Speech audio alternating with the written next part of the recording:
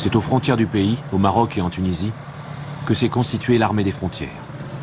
Contrairement à l'armée des maquis, celle-ci n'était pas engagée dans des opérations de guerre. Dès la fin juillet, les troupes de cette armée des frontières, avec l'appui du colonel Boumedienne, et se lancent à l'assaut des grandes villes. Divergence politique entre le GPRA, le gouvernement provisoire de Benredda, qui conduit alors les négociations pour la paix, et l'état-major de l'armée des frontières en Tunisie. Cette armée, que dirige un état-major général sous les ordres du colonel Boumedienne, est forte de 60 000 hommes. Lourdement armée, fortement politisée, elle attend son heure. Cette armée est très opposée aux négociations de paix par peur d'en être exclue. Officier formé au Caire, fortement influencé par Nasser, le colonel Ouari Boumedienne n'est pas suffisamment connu dans la société algérienne. Il recherche des appuis politiques auprès des chefs historiques de l'insurrection algérienne, toujours emprisonnés en France. Ils avaient envoyé Bouteflika pour recruter un historique. Ils voulaient d'abord convaincre Boudiaf de les rejoindre, mais Boudiaf leur a dit qu'est-ce que c'est que cette initiative que vous prenez au moment des élections, vous divisez le pays, au moment où il fallait être sur une position de force dans la négociation. Il a été très dur à l'égard de l'état-major. Donc, out. Bouteflika a éliminé Boudiaf. Et ils se sont rabattus sur Ben Bella. Sans Ben Bella, je ne pense pas que l'état-major de Ghardemao aurait pu réellement s'imposer. Il avait besoin d'une tête politique qui passe, et Ben Bella passait depuis des années comme étant le leader politique du front. Alors, sous la bannière de Ben Bella, l'état-major pouvait se placer. C'était la lutte pour le pouvoir qui avait commencé déjà lorsque les 5 étaient en prison, dont le président actuel Bouteflika servait d'agent de liaison.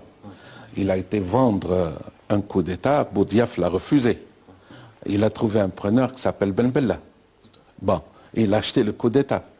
On connaît la suite. À l'époque, Ben Bella, il n'a rien compris dans la situation. Il veut le pouvoir, il puisse s'arrêter là. Boumedienne, il a utilisé le Ben Bella comme pion, mais si il la même chose. Et puis après 40 ans, on vit encore de la crise de 62.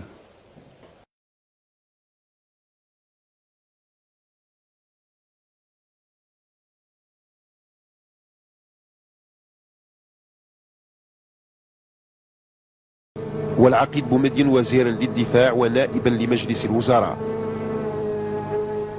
En plus de la défense territoriale, notre armée aura une mission à accomplir, c'est-à-dire la participation effective à la construction de notre pays. L'Algérie, à cette époque-là, à ce moment précis, avait besoin d'une équipe d'hommes qui connaissent la réalité, qui n'a pas été déphasée, donc n'a pas été éloignée du terrain du combat, qui connut une certaine continuité dans l'action. Une équipe qui était en mesure de dire non et d'imposer certaines mesures de redressement.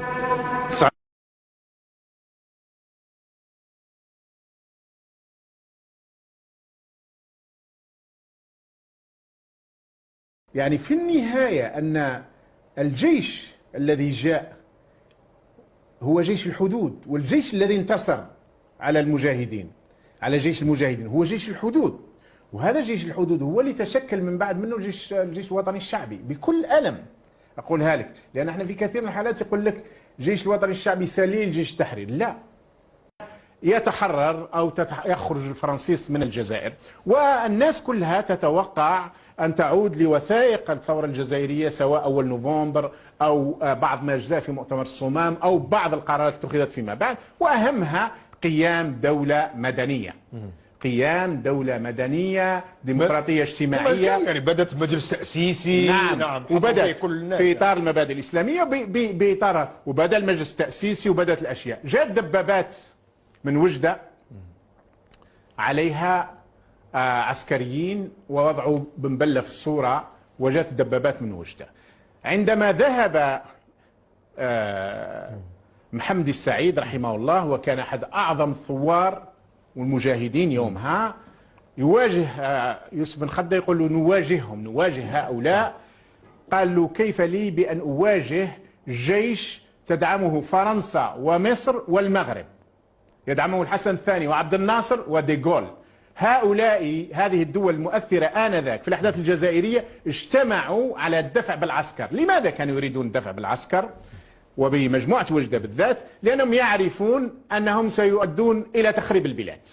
بومدين، ومنها تم اتخاذ القرار بالدخول إلى العاصمة بالقوة صيف 1962، وفي فندقها المرصع باسم كردادة. عرفت غرفته الشهيرة رقم 105 كان لها شرف إعلان تسمية الجيش الوطني الشعبي بدل جيش التحرير الوطني، وهو الجيش الذي قاد الدخول للعاصمة بنجاح صيف 1962. من بعد الدبارة نتاع بومدين قال سيدي كي ما حبوش ندخل بالقوة.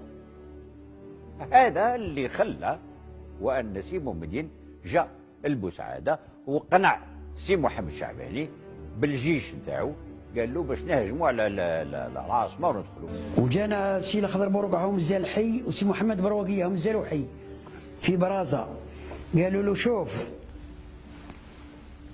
هو محمد بروقية كوماندات تاع، قالوا له تعيا تندم سي محمد وراك تشوف النتائج. اكيد تحطمونا، ولكن والله غير هذو اللي يذبحوا. وبالفعل كما سي محمد الشعباني قبل الموت قال الشيء الوحيد اللي نندم عليه هي الحكايه نتاع اللي دخلناهم للجزائر وحكموا وداروا نتاع فرنسا، وها مش راهم يديروا فينا نتاع فرنسا. قال لي هذيك الغلطه اللي درتها وما ننساهاش حتى نموت ونخلصها ولو بعمري ورحت ربح.